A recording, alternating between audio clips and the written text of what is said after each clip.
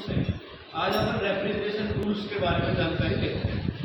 सबसे पहले अपना ये अपना क्या होता है, ट्यूब कटर। क्या होता है? Tube cutter. इसका उपयोग कहाँ होता है?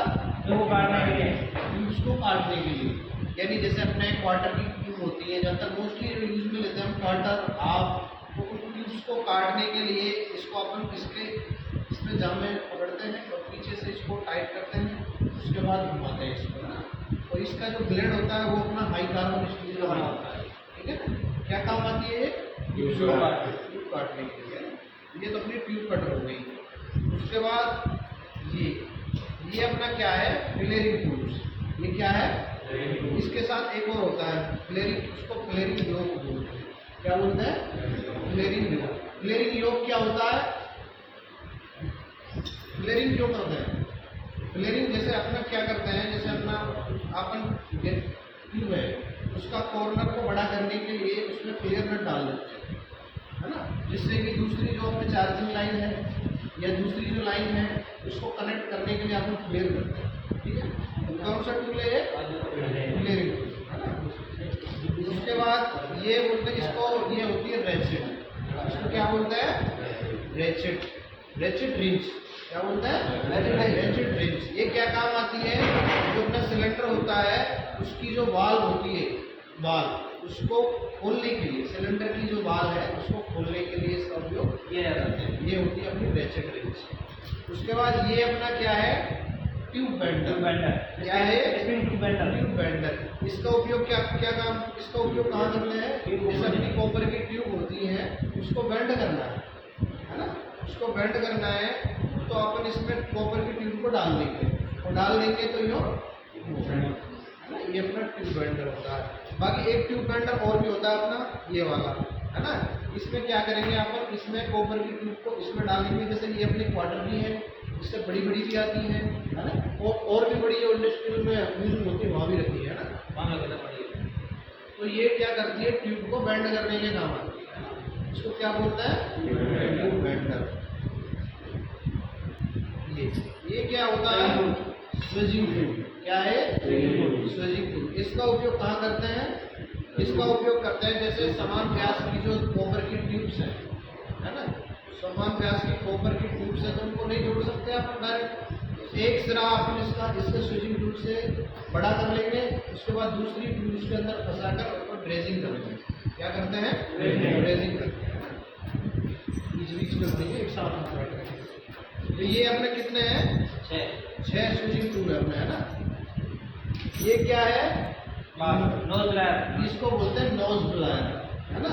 जैसे अपनी कॉपर की ट्यूब्स को अपन ने जैसे क्या करना, कई बार अपन जो है ना स्विचिंग टूल से नहीं करते, स्विचिंग टूल नहीं है अपने पास, तो इससे भी अपन उसका जो कॉर्नर है, उसका जो सिरा है उसको चौड़ा कर देते हैं। ये अपना वहाँ का बात, इससे व्यास को बढ़ा सकते हैं। उसके बाद ये अपना एडजस्टेबल स्पैनर, है ना। ये क्या काम आता है? एडजस्टेबल स्पैनर जो अपनी आउटडोर यूनिट में डेड कैप होता है या उसके जो नट वगैरह होते हैं उनको खोलने के लिए काम देते हैं। ये क्यों? इसका जैसे हम क्लास में ले सकते हैं, लेकिन इसका उपयोग क्यों लेते हैं? क्योंकि इसकी सहायता से हम बड़े से बड़े और छोटे से छोटे नट को एडजस्ट करके, यानी इसको आगे पीछे करके इसको क्या कर सकते हैं?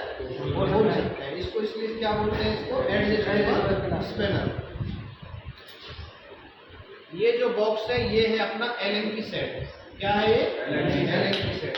एलन की सेट का उपयोग हमारे रेफ्रिजरेशन टूल्स में कहाँ करते हैं? रेफ्रिजरेशन जो सिस्टम होता है उसमें करते हैं। जैसे अपना आउटडोर होता है, अपने जो स्प्लिट होती है उसके आउटडोर में जो वाल्व होती है उसको खोलने के लिए करते हैं, है ना। या अपने जो आउटडोर में 4 और 5 नंबर की एलन की जरूरत पड़ती है। कितने नंबर की? 4 और 5 नंबर। अगर 4 से नहीं खुल रहा है तो 5 से खुल रहा है। यानी डेट की जो यूनिट होती है उसमें 4 से 5 की अपन की एलन की यूज में लेते हैं। उसके बाद ये अपनी चार्जिंग लाइन है। क्या है? Charging line. इसमें क्या करेंगे, जैसे अपना गैस मैनिफोल्ड है या अपना गैस मैनिफोल्ड है या अपना क्या नाम है कंपाउंड गैस है, उसकी जो लाइन, उसकी जो लाइन है उनको कनेक्ट करने के लिए करते हैं, है ना। जैसे अपना चार्जिंग वगैरह करनी है या वैक्यूम करना है, सिस्टम को वैक्यूम करना है ना, यानी अब प्रेशर देना है तो चार्जिंग, प्रेशर, वैक्यूम, इन सारी प्रोसेस के लिए अपन को चार्जिंग लाइन का होना जरूरी है। ये अपना क्या है, डिजिटल मीटर। ये क्या है, डिजिटल मीटर। अपन इससे क्या होता है, ये अपना जैसे फिक्स होता है, जैसे R22 का या 34 का, उसके हिसाब से इसमें जो बॉइलिंग पॉइंट जो रखा होता है -40, R22 का बॉइलिंग टेम्परेचर कितना होता है, -40 है ना, -40 डिग्री सेल्सियस। उसके हिसाब से ये सेट डिजिटल सेट की होते हैं। इसमें अपन चार्जिंग लाइन को जोड़ देंगे, है ना, चार्जिंग लाइन को ऐसे जोड़ के आउटडोर की सक्शन लाइन में इसको जोड़ देंगे। उससे क्या पता लग जाएगा अपन को, उससे पता लग जाएगा अपन को सक्शन प्रेशर या डिस्चार्ज प्रेशर, जो भी प्रेशर अपन मेजर करना चाहते हैं वो इनसे अपन को पता लग जाता है ना। ये अपना कंपाउंड गेज, क्या है ये कंपाउंड गेज। कौन सा है, मेड इन इंडिया। हाँ, मेड इन इंडिया है, जो भी है ना। अब देखो इसमें क्या होता है, इसमें दो लाइनें होती है ना, एक तो सीधी लाइन होती है, एक साइड वाली होती है। सीधी वाली जो लाइन है ना, ये वाली लाइन, इस लाइन को हम कहाँ जोड़ेंगे, अपना जो सक्शन लाइन हो, है ना, अगर डिस्चार्ज का प्रेशर चेक कर रहा है तो डिस्चार्ज लाइन जोड़ देंगे। बाकी सक्शन लाइन से जिसने जैसे गैस चार्ज करना है तो सिस्टम से जोड़ेंगे, यानी सिस्टम के सक्शन लाइन से जोड़ेंगे, है ना। इस ये साइड वाली जो लाइन है वाल्व के सामने की, इस लाइन को अपन किससे जोड़ेंगे, अगर वैक्यूम करना है तो वैक्यूम पंप से जोड़ेंगे, अगर चार्जिंग करनी है तो सिलेंडर से जोड़ेंगे, है ना। तो ये अपना क्या है, कंपाउंड गेज, सिंगल स्टील। कौन सा स्टील वाला, सिंगल स्टील।